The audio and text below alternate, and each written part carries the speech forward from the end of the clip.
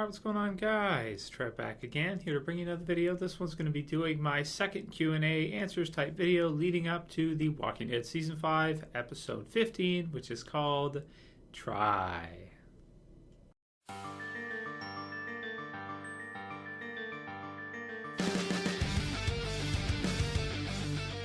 Alright, if you guys have not seen the second sneak peek for Episode 15 leading up this week, I recommend you check it out. It's pretty cool. When I did the predictions video for this week, it was not released at that time because I do it like right away after I'm finished the review at this point. So check it out. It's in Best TV Promos. I'll put the link to the channel in the description. You know, I would link directly to the video, but YouTube doesn't like me linking to videos like that if the channel gets shut down, or you know, because it is copyrighted material the person is uploading for the sneak peek and the promos. Then if I'm linking it and that channel gets shut down, or that channel gets that video gets copyrighted down, it can negatively affect my channel. It's happened before. So I'm just going to link you to the channel. If the channel gets shut down, so be it. Whatever. Eventually, it probably is going to happen anyway, because you can't upload stuff you don't own to YouTube. Especially like actual clips from shows and stuff like that. Pictures are kind of, because technically I can't even really use this, or a lot of this stuff. But so there's an amount of judgment and kind of what's allowed, what's not in it. But anyway, that's not what this video is about. Discussion on that. Anyway, check out the sneak peek too if you guys haven't seen it yet. What it is basically you have Enid and you have Carl, and they're just hanging out, talking about what happened prior, and Carl asking her what happened to her before.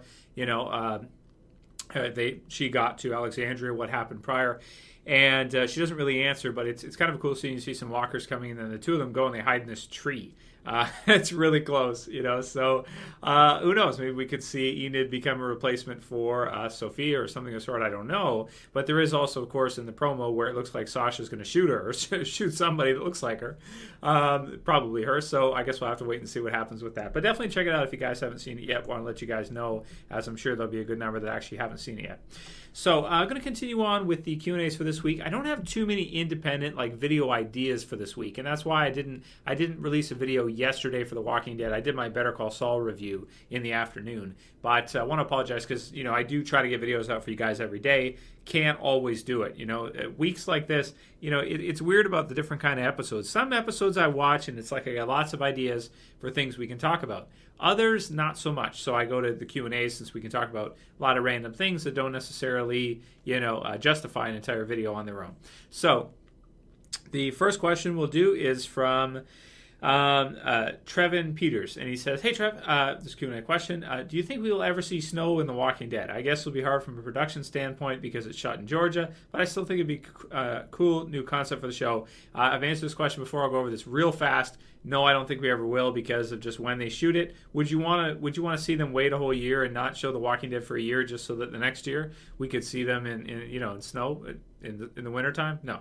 Plus also, zombies are not going to be able to move as quickly during the winter. So I tend to think that wintertime is probably easier for them and less dangerous because everything's kind of slowed down and zombies are like frozen and everything. So, well, Georgia, that said, in Georgia, I don't even know what the winters would be like there. Probably not even that bad at all, right? Depending.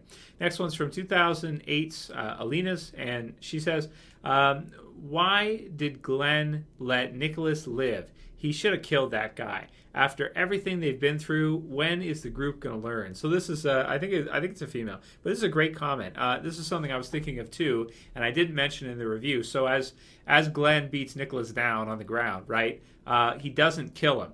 But when I was watching it too, I had the same thought that 2008's Alina's did, which is that just kill him. You don't have to bring him back with you. You've got Eugene and Tara, yourself. The whole mission's a bust. You lost Aiden, you lost Noah, but you also lost them because of what Nicolas did. Now, I was actually thinking that what was going to happen is Glenn and Noah were going to say, screw it, and they were going to push the door open and have Nicolas be destroyed. I mean, by all the zombies, because it's 2 for 1, right? It's 2 lives or 1.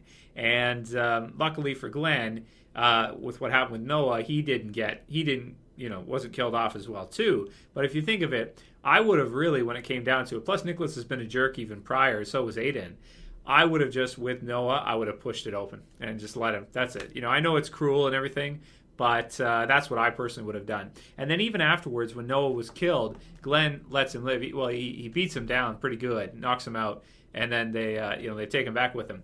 But yeah, I would think at this point, I think this 2008 Selena's got a great point, which is that Glenn probably should have just killed him, rather than bringing him back, because, he's not really that trustworthy. He's kind of, I don't really like Nicolas. He's already stood up to them a couple times now, and it would have been an easy cover. It wouldn't even have been as hard as Shane with Save the Last One with Nicolas. You just kill him because you've already lost 2 anyway, right? So to lose him, it wouldn't be like unbelievable or anything, because you've already lost both Noah and Aiden 100%, and then if you just kill Nicolas and you don't bring him back, then there you go. That's all you have to do. So I think that was a mistake. I think he probably should have done that, but I guess we'll see what happens in the future. And he did deserve to die at that point, I think, for what happened to Noah, I would say. Even not for being patient and trying to smash the glass down, because who knows? I mean, it didn't seem like it was going to work. I don't think it would have worked, but still, just all in all, I would say with what he did, they could have maybe done it a little bit of a better way, or he could have sacrificed himself and let those 2 get out and maybe shot himself or something in the head as it was happening, which would have been, if you're a good part of a team, you do things like that. But they haven't developed that camaraderie yet. But I was surprised to see Glenn didn't just kill him, because that thought was running through my mind too, as he probably should. Those are my thoughts. Write to your guys in the comments below. Would you have killed Nicolas after what happened to Noah, or would you have brought him back with you like Glenn did? Let me know what you guys think. Next one's from John Epic, and he says, Trev, are you disappointed in Chandler Riggs' performance overall? In your heart of hearts, I bet you feel as though the TV Carl can never be as badass as the comic book Carl, because the actor just doesn't look cool enough or act nearly well enough to pull it off. Are you disappointed with Chandler's performance? Well, I don't necessarily agree with that. I mean, okay, the comic book series version Carl is super badass, like insanely badass.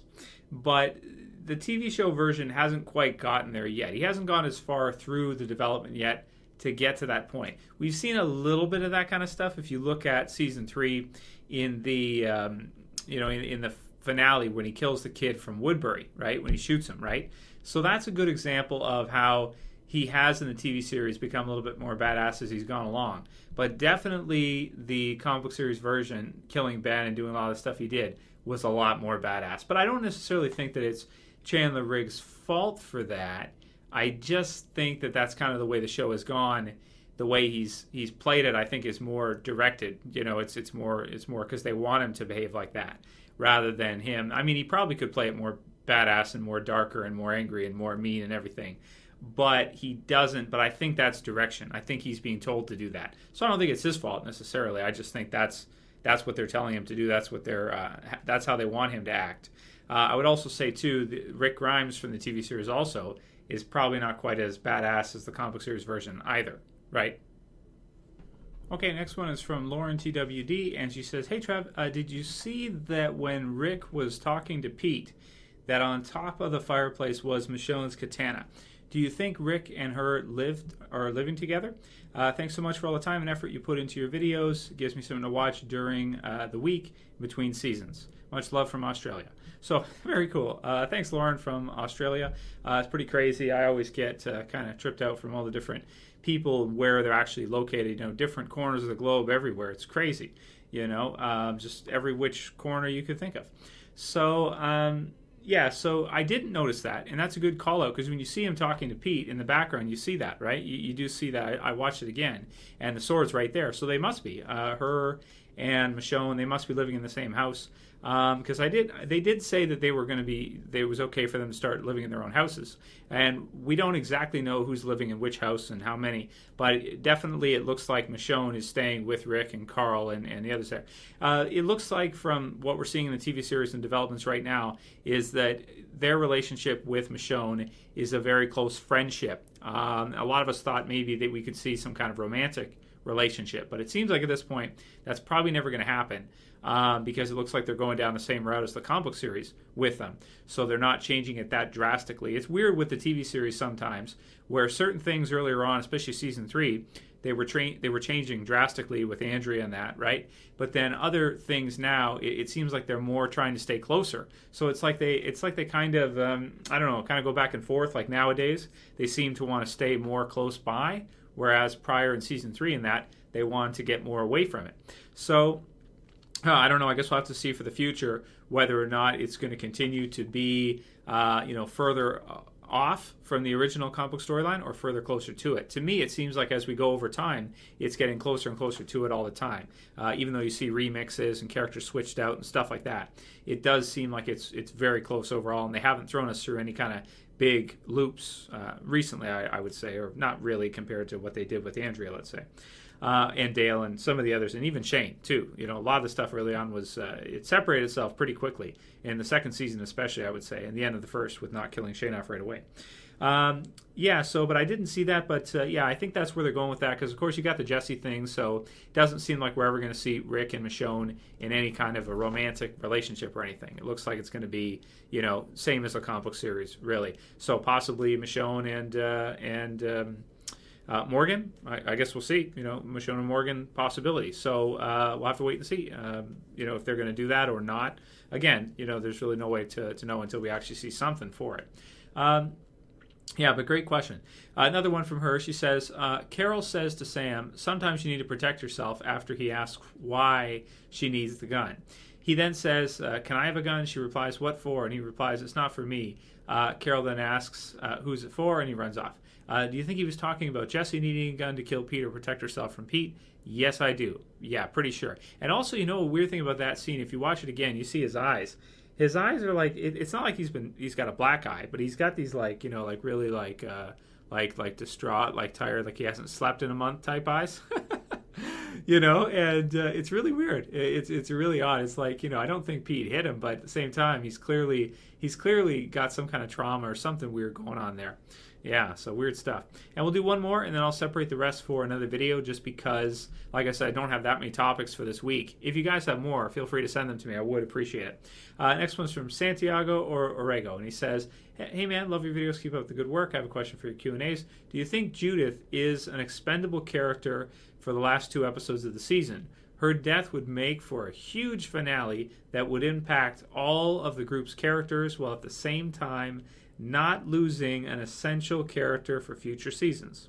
It'd be insane, but the show would not risk losing a character that could push the plot for seasons to come.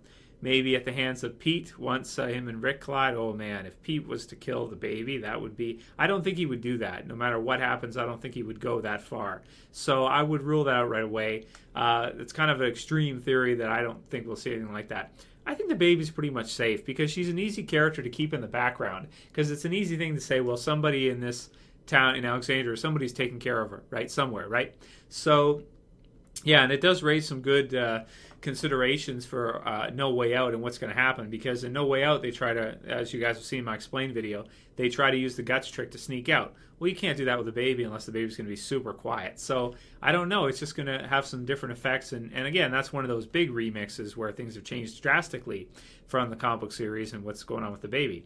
But no, I don't think we're going to see. I don't really think she's expendable. I would be shocked, although Norman Reedus did say that bring Kleenex to the finale, so maybe I don't know, but I would still be shocked if they did it. I still think it's extreme, even that said. Plus Glenn's had a lot of time lately, so I don't know. I guess we'll see. Anyway, I'll save the rest for the rest of the week, guys, because it's only today's like Wednesday, right? So lots of things to talk about this weekend still, or not that many. I mean, enough questions I'm going to keep for it. But if you guys have any other things you'd like to talk about with the series, questions or whatever, or video suggestions, because I'm going to start doing video independent videos again, rather than just the Q&As all the time, because I should anyway. So let me know what you guys think about all that. Send me what you got. And if you like the video, please thumb it up below. If you want to support the channel, please share it, please favorite it. And that's it for this one, guys. See you for the next one. As always, it's Trev saying peace.